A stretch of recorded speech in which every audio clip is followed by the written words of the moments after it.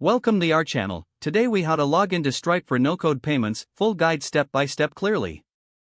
Open your web browser. In the address bar, type www.stripe.com and press enter. Once the Stripe homepage loads, look for the login button in the upper right corner. Click on the login button.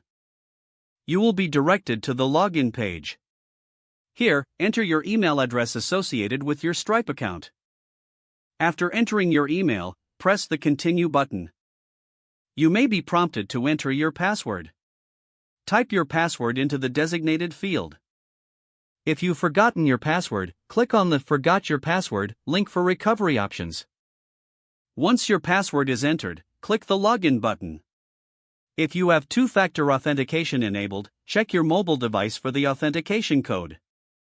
Enter the code in the provided field on the login page. Click Verify to complete the two-factor authentication process.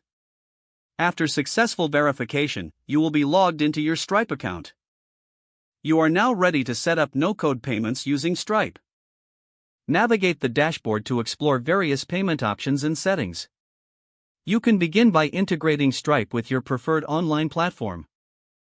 Be sure to follow on-screen prompts for easy setup of payment processing. Confirm that your payment methods are configured correctly before going live. Congratulations, you have successfully logged into Stripe and are set to start handling payments without code. If the page does not load, refresh the browser or try again in a private or incognito window. Make sure you are using the correct email address, then retype it carefully to avoid small typos. If your password is not accepted, use the reset option and create a new strong password you can remember.